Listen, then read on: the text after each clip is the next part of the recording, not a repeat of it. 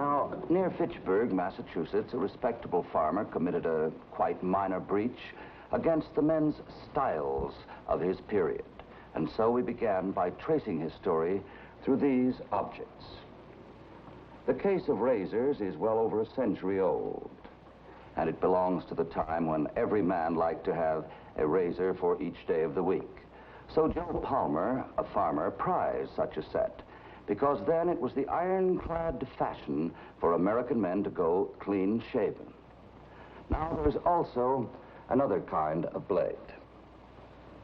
The knife from a country store used for cutting cheese and things like that might also be used as a lethal weapon. To begin with, the story was ridiculous, except that it happened, and it became deadly, merely over a man's beard. Near Fitchburg, Massachusetts, there is a crude old monument of him. It doesn't look much like him, but it does show the whiskers. It was as trivial a thing as that, in a calm and peaceful New England town, beginning with a little friendly kidding in a barber shop. So the parson stops the town drunkard. Samuel, says the parson, I'm disgusted with you. Now, you come to church tomorrow night, and I'll try to save you just once more. So the drunkard, he says, now that's right Christian of you, parson, but there are 9 churches in this town. Don't you think I ought to spread my business around a little more? Latest from Buffalo, New York. All right, Joe, I'll go to work on you. Get in that chair, you big baboon. If we go home with a month's whiskers on us, our wives will scream and slam the door in our face. Say, Judge, you think we could take him into court for that? You go ahead of me if you want, Parker. I've been growing this crop long enough so I can wait another half hour for mowing. Every time you fellas go deer hunting and come back sprouting brush from your jaws, you like to admire yourselves a while, don't you? Back to nature, they say, storekeeper. Now it's back to work. Figure the extra work you growed for me in the woods, that'll be 15 cents for you, Parker, and 2 bits for Joe. He sprouted the more since you went hunting. Say, I think I'll go home with all this hair on my face. Martha laughed fit to kill. Well, after all, if God chooses to grow hair on a man's face... And God chooses to let a barber make his living, too. Ain't that right, Judge? Yes, and if God chooses to make Joe Palmer one of the stubbornest cusses in... I'll tell you the truth, boys. Once these things stop itching, wonder why a man shouldn't have the freedom, as long as he's not hurting nobody else. Well, I'll go home, scare Martha, and wash up. Bring my 2 bits and my beard back later. So long, boys. Goodbye, Joe. Joe's a nice feller. Religious and all. Awfully nice wife, too. But he's got a pile of opinions. So have I. One of them is that we leave the gossip to the women. Remember those who suffer and eat not tonight. Thy grace on them, Lord, as on us, to whom thou givest so much. Amen. Sweet piece of deer meat, too. Lord was good to us. Parker and me packed $6 out apiece and stored them in Henderson's ice cellar. Well, there's a kind of joy in stalking your game through the deep woods. You're wild and free as the beasts you must kill. Now, ponder. Sometimes I ask the Lord with...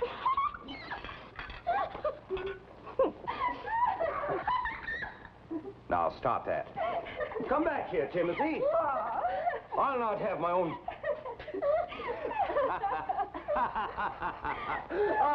All right, Timothy, come on, sit down, eat your supper. Now, that's enough, that's enough. You look a fright. Yes, of course. It was just a little joke, but...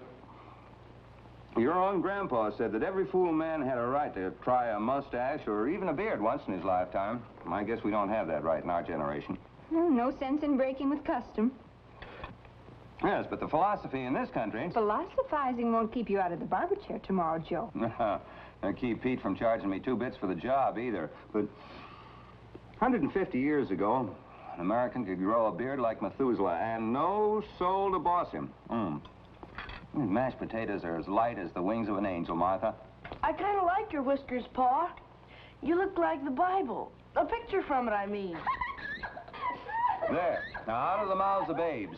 Nonsense. A joke's a joke. Now finish your supper and... I confess something aroused me, Martha. You know Henderson. We stored the deer meat in his ice house.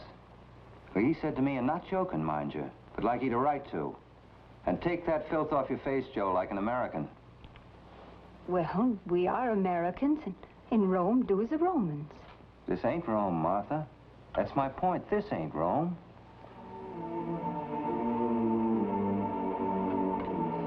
Every time you go hunting with Joe Palmer, you come back smelling of bad liquor and spouting lies and looking like a pair of Barbary apes. Come to think about it, Joe still looked like a Barbary ape the last time I seen him. It was nice of Charlie Parker and Joe to have Henderson leave us off a piece of their deer liver. This deer liver is delicious. But Henderson's still grumbling because Joe didn't chop off his whiskers yesterday afternoon. Imagine that. What day is today, Martha? Thursday. Well, Finney the barber will swear up and down Broad Street that gypped him out of his 2 bits. Well, you just gyp him then, but chop off those bristles. And you needn't act like Samson, afeard to lose his strength, along with a few snippets of hair. That's what Delilah said, no doubt. Well, it isn't Delilah's opinion concerns me, but neighbors like Henderson saying you ought to scrape the filth off your face. I don't like that. Don't like the way Henderson ordered me.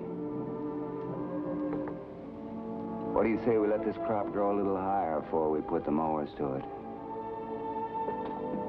What do you say, huh? He hasn't been near my shop yet. That means he still has it on, then. Why does he have to be so different? Yeah. Merely a touch of eccentricity, dear. Would you have me try him in my court? Get up. Up. To lie there on a Sunday and swear you won't go to church because it might mean laughing at Joe Palmer. How do we know he didn't join up with some secret religion or some bunch of anarchists? Joe, an anarchist? Oh, for... How do you know? How do you know? How can we know why Joe grew up? All right, I'll go to church. Who hates intolerance more than the Christian? Yet toleration is a two-edged sword, is it not? For we must learn to tolerate the needs and opinions of our neighbors before we ourselves can be tolerated. Who is a law unto himself?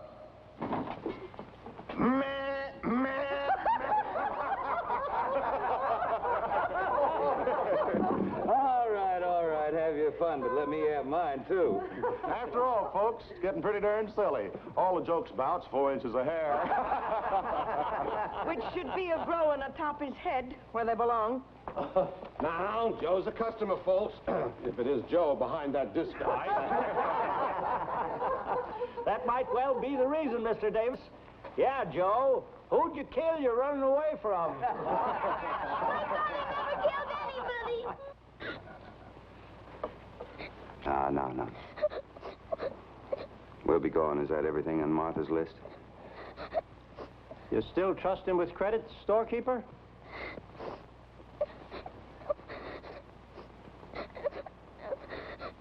Well, that's, $3.18. $3. Well, you know I never carry no money in my overalls. Oh, I was only funning, Joe, but... I'll tell you this. I'll never go hunting again with a man who hides his face from me. Shut up!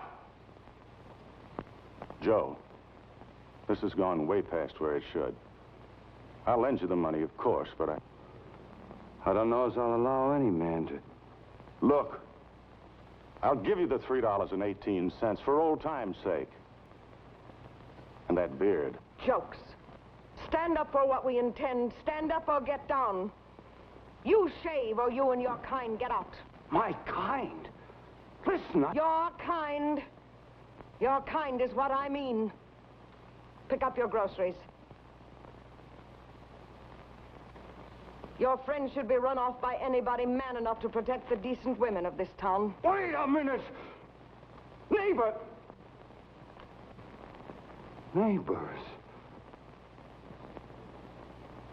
14 good years among you. And I never knew. Your watchful eyes. Your little...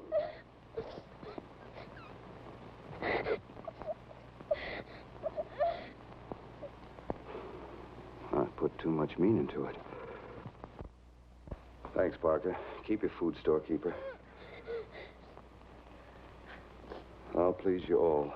Come along, children.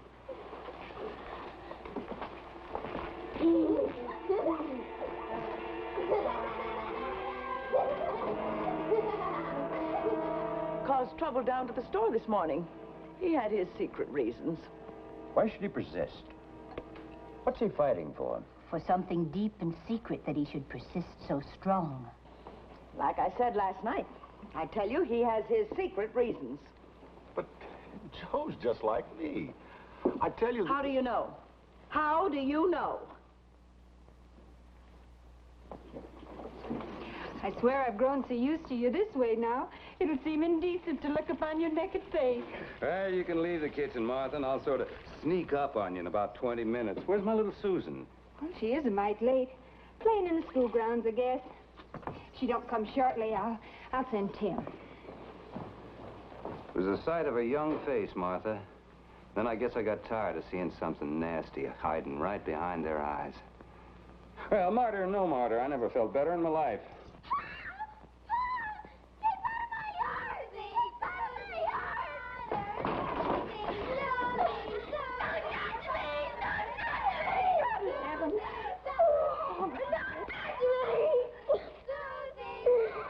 I know they do it. They planned it. I'll kill him. I'll gouge your eyes. Stay right here. Keep inside, Martha. Tony, get away. Get away. Go on, get away. I want to die. I want forever to die. Baby. Susan! Go away. Go away from me. Let him go, Mother. Don't let anybody see. Baby. I ran clear down Broad Street, and the grown-ups shouted and laughed at me. And they didn't make the children stop. They didn't make them stop. They cut part of my hair, and they pulled me to a place and shoved me in. Don't let anybody see me ever again. Baby. I'll kill somebody. I'll kill him.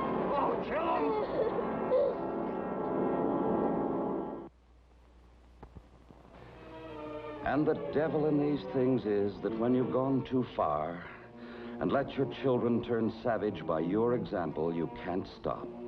And knowing that if any one of you had had a little girl so treated, you would go hunting through the town to vent your rage, and so you knew he would. And gathered in the store to trap him, trying to make yourselves believe the whole blame lay upon a beard. What time is it? It's a difference. They'll be here.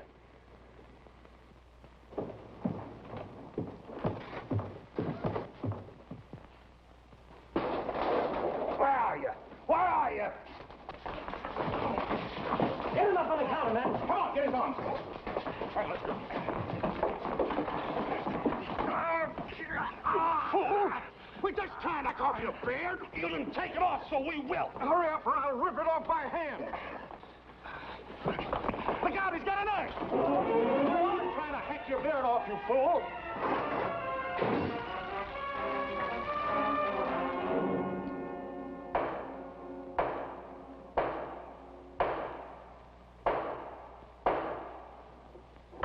I will not hear a word, since there is no more in direct evidence.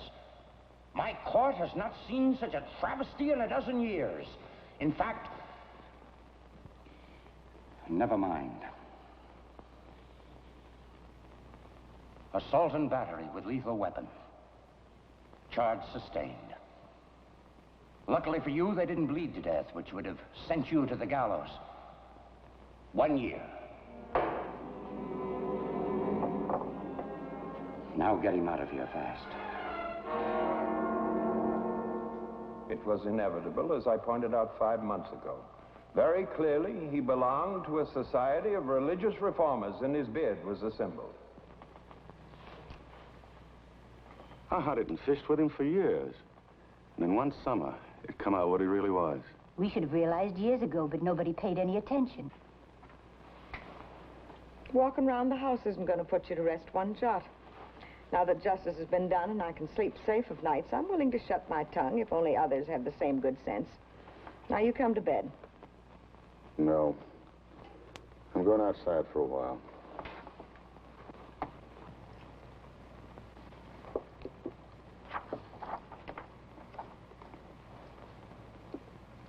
You've taken to reading supper time as well as breakfast. It's an old lawyer's trick, Georgia. There are times when a man can't talk. Joe Palmer. Something has got to be done. Silly, isn't it, to put a beard in jail, but maybe that might make the story.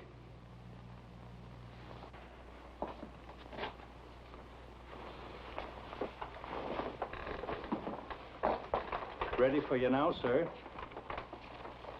No rush. Hope to be here a couple of days. Just dropped in to freshen up after the long train ride.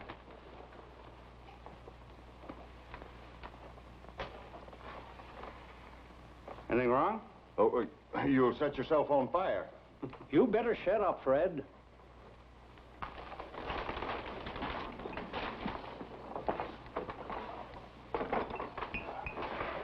You see, sir, we ain't nosy in this town like it always says country people are in those city magazines. Yeah? Oh, I like meeting people. I'm, selling general merchandise? Specialty? Buffalo? New York City. Oh. I'm what you might call a cub reporter. First time they've ever given me a railroad fare and expenses. My name's Carl Winton. The New York Globe. Shave it off? Gosh, no. It took me 3 months of tender care to raise this. No, just trim the neck and tidy the whiskers. Yeah. Neck.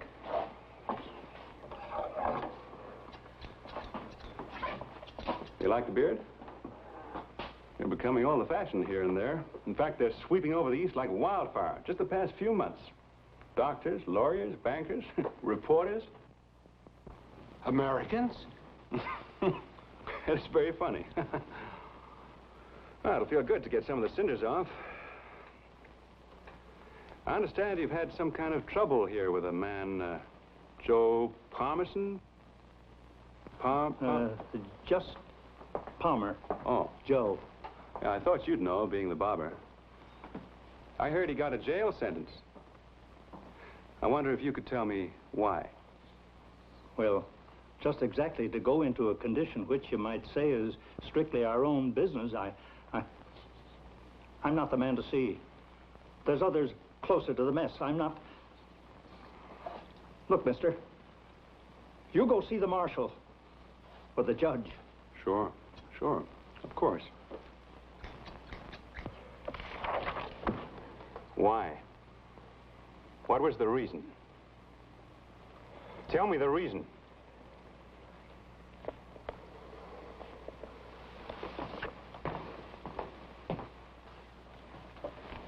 Why? Can you tell me that, Judge? As a judge, my decision is based solely on the evidence presented in a trial. Now, you know that. Yes, sir, I understand that. I am not obliged to defend my judgment in a New York newspaper. No, surely not, Judge, if that's the way you want it. Now, the only evidence presented in this trial was an 18-inch cheese knife with which Joe Palmer murderously attacked a group of our townspeople. Even after he was bodily flung to the floor, he was still lunging with this weapon with intent to kill. Now, that was the only evidence presented in the case. Yes, I know that, sir. As an officer of this court, I am bound to listen only to the evidence presented in a trial. Yes, sir. But there's one thing I'd like to get clear. Was the beard he wore presented in evidence? No. No, of course not. However, now look, I cannot discuss this. I would do so. I would be very glad to discuss this with you outside of law. What I think as a private citizen has nothing to do with my position on the bench. And what do you think, Judge? As a private citizen, of course. I am disturbed. But the law is the law. I have a friend that you might ask. I'll ask him here at noon. Thank you, Judge.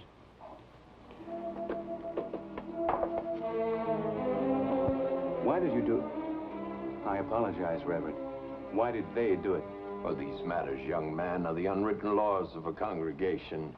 In order to worship as one, there must be solidarity. The early Christians themselves, for example...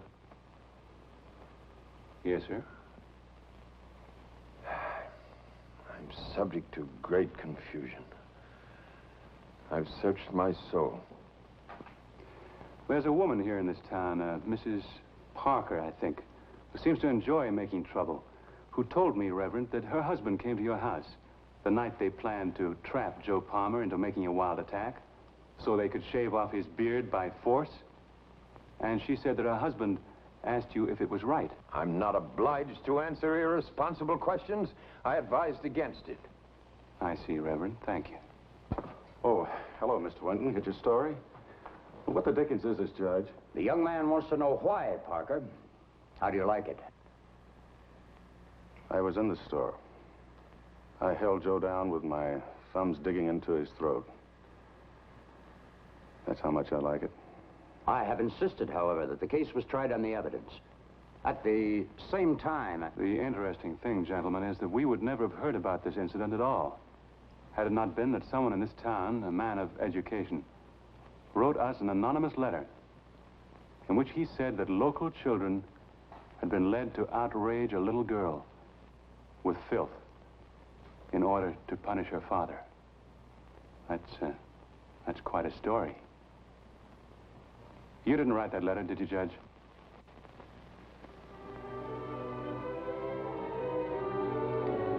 Within 10 days, they had a paper to suspend Joe's sentence, but he was strangely stubborn now and stayed in jail to the final hour of his term. And why should a man do that? And then he walked the town square again among us, perfectly friendly as if it hadn't happened at all. And the years went past, and now half our men were sporting beards, a matter of the style, of course. We were having a little kidding in the barber shop, and when Joe spoke of it at last, he left it no plainer than before. And the drunkard turned to the minister and he says, that's right Christian of you, parson, but there's 9 churches in this town. Don't you think I ought to spread my business around a little bit? That's the latest from Buffalo, New York. That was the latest from Buffalo in your Uncle Pete's time. The first time I heard that story was the day I decided not to shave my whiskers off. Well, I heard the story of that, Joe. It never made any sense to me. It didn't make any sense, did it, Reverend? Old times of witch burning would have seemed more reasonable. Are you coming over to dinner Sunday, Joe? No, I thank you, sir. I'm going hunting with Parker and Timothy. Mind if I leave the gun?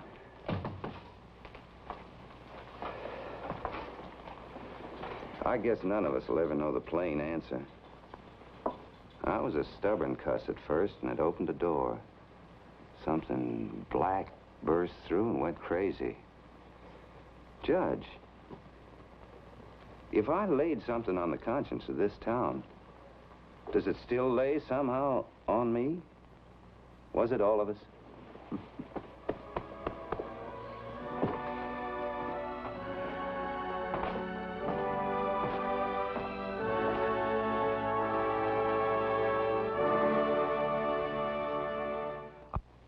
You may recall that in the beginning we showed you some film which we took of the monument to Joe Palmer, which is near Fitchburg. And now we can read the inscription. Persecuted for wearing the beard. But Joe was by no means the first, not by a long shot, not by several thousand years. This statue represents a Greek fighting man of over 2,300 years ago. And in spite of the long hair on top of the head, you will notice that he is a clean-shaven man. Alexander the Great, it seems, figured that if his soldiers were clean-shaven, then the enemy in hand-to-hand combat couldn't grab them by the beards, which made a great deal of sense at the time. But several centuries later, it had become a mere style. Nevertheless, if you wore a beard, you were the enemy because you looked a little different. And it was this fear of that which appears strange, which was the real villain that pursued Joe Palmer. And so, until we meet next week for another story, good evening.